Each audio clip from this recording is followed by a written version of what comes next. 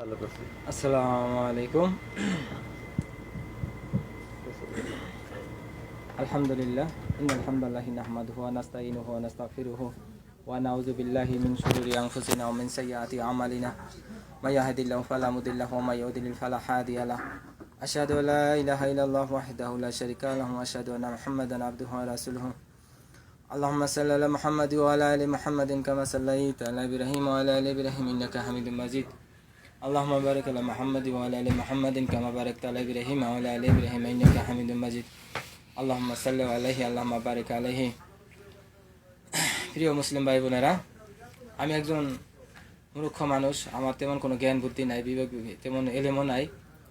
আমি এর আগে এক পর্বের মধ্যে অনেকগুলো শিরকের কথা উল্লেখ করেছি, বেদাতের কথা উল্লেখ করেছি, আরও অনেকগুলো আমার কাছে আছে। বাকিটা এখন আমি আপনাদের সামনে পেশ করব। আমার কথাগুলো যদিও কারো কাছে পছন্দ হয়, কারো কাছে হয় না, তবে কথাগুলো যে সত্য এটাই আসল কথা। কথাগুলো আপনারা নিজেরা শুনবেন, অপর কোনো ভাইকে শোনাবেন। আপনি যদি কোনো ভাইকে একটা শিরক থেকে, একটা বেদাত থেকে আপনি তাকে ফিরিয়ে আনতে পারেন, তার জন্য আপনি অনেক আল্লাহ তাআলার কাছে নেকি পাবেন। এটার জন্য নেকি আল্লাহ তাআলা আপনাকে দিবে। আপনার শুধু নিজে একা শুনবেন না, অপর তিনি ভাই বোনদেরকে শোনাবেন, একজনকে শুনে আরেকজনকে শোনাবেন। সবাই এভাবে রেখে সবার কাছে প্রচার করবেন। ইনশাআল্লাহ আল্লাহর কাছে দোয়া করি আমাদের সবাইকে যেন এই সব শিরক বেদাত থেকে বেঁচে থাকার তৌফিক দান করেন, আমিন। এখন শুরু করছি আমি বাকি অংশটা। নবী করে নাই এমন ধরনের কাজ করা, নবীর নামে মিলাদ করা, নবীর নামে বা লাগালুলা কামালিহি এই ধরনের দরুদ পড়া, কোনো নতুন ভারী বা দোকান মার্কেট বানায়া মুন্সি বা মাদ্রাসা ছাত্রদেরকে দাওয়াত করা, বিসমিল্লাহ না বলে যে কোনো ধরনের কাজ শুরু করা, হাসি দাতার জবাব না দেওয়া, মানে যে হাসি দিয়েছে, হেচ্ছি দিয়েছে, তার জবাব না দেওয়া, সালামের উত্তর না দেওয়া, কেউ দাওয়াত দিলে তাহা কবুল না করা, বগলের নিচের লোম 1 মাসের ভিতরে পরিষ্কার না করা, হাত ও পায়ের নাখুন বড় বড় করে রাখা, অসুস্থ ব্যক্তিকে দেখতে না যাওয়া, অসহায় গরিব দুস্থকে অবহেলা করা ও তাদের খবরবার্তা না রাখা, মৃত ব্যক্তির খবর জানার পর সে জানাজার নামাজে শরিক না হওয়া, গান বাজনা শোনা ও করা, একজন মানুষ মারা গেলে তার নাখুন বা বগলের লোম পরিষ্কার করা, মৃত মানুষকে হাতের নখ, পায়ের নখ, এগুলো তার বগলের লোম, নাভির নিচের লোম পরিষ্কার না করে তাকে গোসল দিতে হবে। নেকির উদ্দেশ্যে মৃত ব্যক্তির লাশ নিয়ে যাওয়ার সময় কাঁধ পরিবর্তন করা, উঠানামা করা, কবর খোদার সময় শীতানের মাটি পৈথানে রাখা, এরকম ধারণা করা, লাশ কবরে রাখার সময় মিনহা খালাকনাকুম ওয়া ফিহা নুইদুকুম তারাতান উখরা এইসব পাঠ করা, দাফন শেষে সবাই সম্মিলিতভাবে দোয়া করা, বাড়ি বাড়ি দাওয়াত খেয়ে সবাই মিলে একাত্রে দোয়া করা, বিয়ে বাড়িতে সবাই মিলে দোয়া করা, নারী পুরুষ সবাই মিলে একই বৈঠকে দাওয়াত খাওয়া, মৃত ব্যক্তির জন্য 40 পালন করা, ছেলে মেয়েদেরকে ইসলামের দিন শিক্ষা হইতে বঞ্চিত করা, নামাজ শেষে সবাই মিলে দোয়া করা, মৃত্যুবার্ষিকী ও জন্মবার্ষিকী পালন করা, মা বাবাকে কোনো ধরনের কষ্ট দেওয়া, অন্যায়ভাবে স্ত্রী বা সন্তান বা অন্য কাউকে কষ্ট দেওয়া, হারাম পথে আয় উপার্জন করা, গীবত করা, চুগলখড়ি করা, দাওয়াত খাইতে গিয়া যদি দেখা যায় সেখানে গান বাজনা বা কোনো ধরনের ছবি দেখা যায়, তাহলে ওখান হইতে ফেরত না আসা, ঝগড়া বিবাদ করার সময় প্রতিযোগিতার মতো করে গালিগালাজ করা, এক মুসলমান আরেক মুসলমানের সাথে হিংসা কিনা করা, নবীর আদর্শ বাদ দিয়া অন্য কারুর কথায় ইবাদত করা, এক মুসলমান আরেক মুসলমানকে কষ্ট দেওয়া, যে কোনো ধরনের দিবস পালন করা, মেলা পালন করা, হাসতামাশা করে যে কোনো ধরনের নাতিনাতকুরকে মস্কারি করে গালিগালাজ করা, বা যে কোনো ধরনের মানুষকে হাসতামাশা করে বিভিন্ন ভাষায়, অশ্লীল ভাষায় কথা বলা, সত্য যে কোনো বিষয়ে সামনে আসার পর তাহা গ্রহণ না করা, আর অসত্যকে বর্জন না করা, ঈদের দিনে ঈদ মোবারক বলা, ঈদের নামাজের জন্য মানুষকে ডাকাডাকি করা।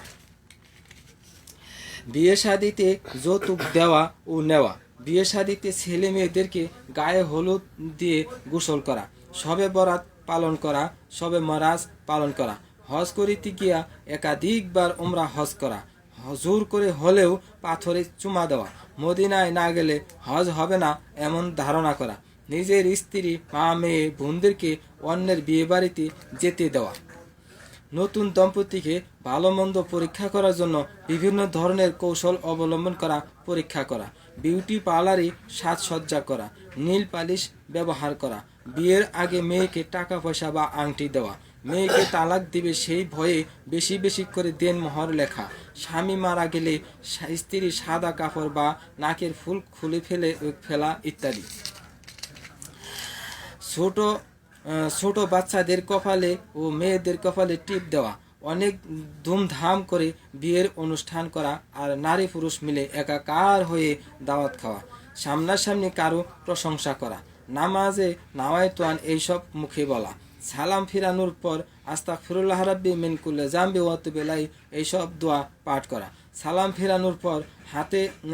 ফিরানোর পর হাত মাথায় মুখে লাগানো, আজানের দোয়ায় দারাজাত রাফিয়া ইন্নাকা লা তুখলিফুল মিয়াদ এইসব কিছু বলা, হাত মুসাফা করার সময় ইয়াগফিরুল্লাহ লানা কুম এইসব কিছু বলা, তাসবিহ দানায় তাসবিহ গণনা করা, সফর থেকে আসা ব্যক্তি অনেক দিন পর কারো সাথে দেখা হওয়া ব্যক্তি এই ব্যক্তি ছাড়া অন্য কারো সাথে কোলাকুলি করা, চুক্তির মাধ্যমে বা বায়নার মাধ্যমে হুজুরের ওয়াজ শোনা, একমাত্র স্বামীকে খুশি করা ছাড়া অন্য কোনো কারণে সাজসজ্জা করা, যে কোনো ধরনের নেশাদার জিনিসকে হালাল মনে করা, নতুন বউকে কুলে করে দুলাভাই ঘরে আনবে এমন কাজ করা, দোকানের প্রথম কাস্টমার ফেরত দিতে হয় না এমন কথা বলা, নতুন বউকে শ্বশুর বাড়িতে নরম জায়গায় বসতে দিলে তার মেজাজ নরম হয় এমন কথা বলা, বিড়াল মারলে 2.5 কেজি লবণ সৎকা করতে হয় এমন কথা বলা, ওষুধ খাবার সময় বিসমিল্লাহ বলিলে অসুখ আরো বেশি হয় এমন কথা বলা, জোড়া কলা খেলে জোড়া সন্তান হয় এমন কথা বলা, প্রথম সন্তান মারা গেলে দ্বিতীয় সন্তানের কান ছিদ্র করে ফুটো করে দিতে হয় এমন কাজ করা, ভাই বোন মিলে কোনো পশু জবাই করা যায় না এমন কথা বলা, ব্যাঙ ডাকলে বৃষ্টি হয় এমন কথা বলা, কোরআন হাত হইতে পড়ে গেলে চাউল সৎকার করতে হয় এমন কথা বলা, মুরগির মাথা খেলে মা বাবার মরণের সময় কাছে থাকার সুযোগ হয় না এমন চিন্তা ভাবনা এমন ধারণা করা, কোনো দিকে যাওয়ার সময় পিছনে ফিরে তাকাইলে ভালো হয় না এমন কথা বলা, রাত্রে বাঁশ কাঠা গাছের পাতা ছিঁড়া ফল তোলা যাবে না এমন কথা বলা, ঘর থেকে বের হওয়ার পর বিধবা নারীর চোখ পড়লে যাত্রা শুভ হয় না এমন কথা বলা, ঘরের চৌখাটে বসা দরিদ্রের লক্ষণ এমন কথা বলা, নতুন কাপড় পরিধান করার আগে আগুনে সেকা দিয়ে নিতে হয় এমন কথা বলা, বাগিনাকে মারলে মরণের সময় হাত কাঁপে এমন কথা বলা, আশ্বিন মাসে কোনো নারী বিধবা হলে তার আর কোনোদিন বিয়ে হয় না এমন কথা বলা, গেঞ্জি গামছা ছিঁড়ে গেলে তাহা সেলাই করে ব্যবহার করা যাবে না এমন কথা বলা, খালি ঘরে সন্ধ্যায় বাতি দিতে হয় না দিলে বিপদ আসবে এমন কথা বলা, নবী সাল্লাল্লাহু আলাইহি সাল্লামের নাম শুনিলে হাতে চুমা খেতে হয় এমন কথা বলা, পাতিলের মধ্যে খানা খেলে পেট বড় হয় এমন কথা বলা, রুমাল ছাতা হাত ঘড়ি এই ধরনের অনেক কিছুই আছে যে তাহা ধার দিতে হয় না কর্জা দিতে হয় না এমন চিন্তা ভাবনা করা, হুসুট খেয়ে পড়ে গেলে দুর্ভাগ্য আছে এমন কথা বলা, 3 রাস্তা মোড়ে বসতে হয় না তাতে বংশ উজাড় হওয়ার আশঙ্কা থাকে এমন কথা বলা, খাওয়ার সময় ঢেকুর আসলে কেউ আমাকে মনে করছে অথবা আমাকে কেউ গালি দিচ্ছে এমন কথা বলা,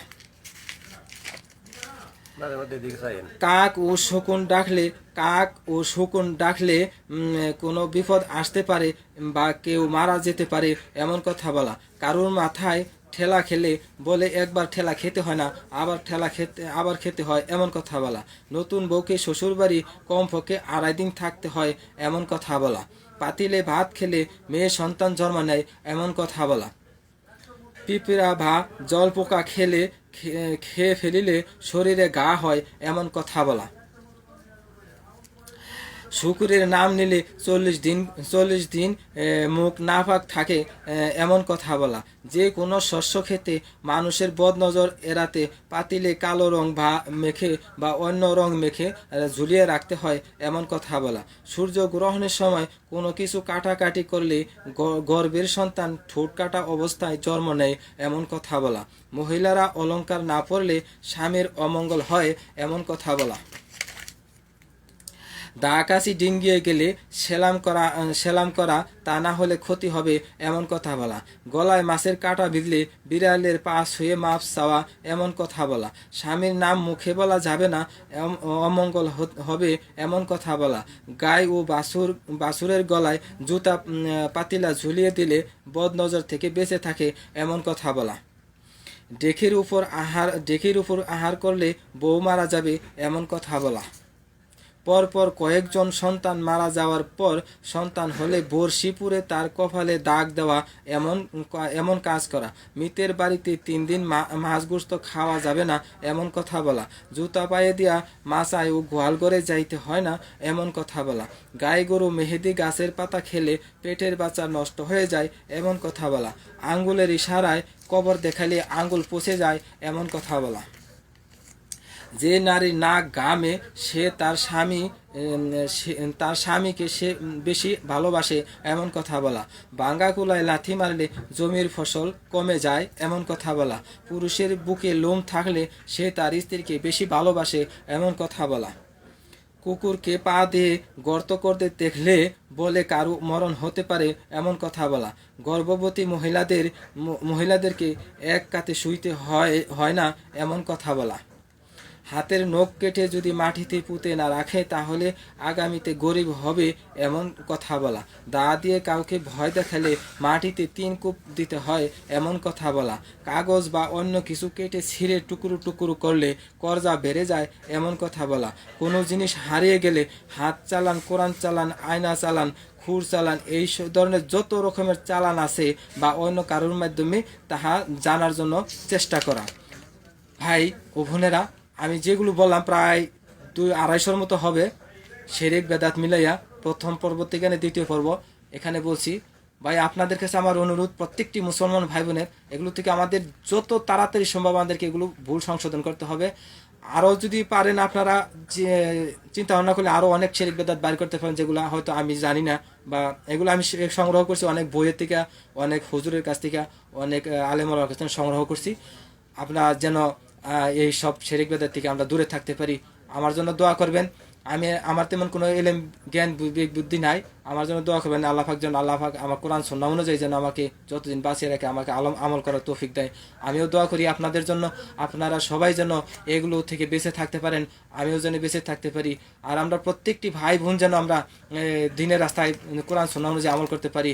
আমাদেরকে কোনো পীর বুজুর্গ, কোনো আউলিয়া দরবেশ, কোনো মাযহাব আমাদেরকে কোনো উপকার করতে পারবে না।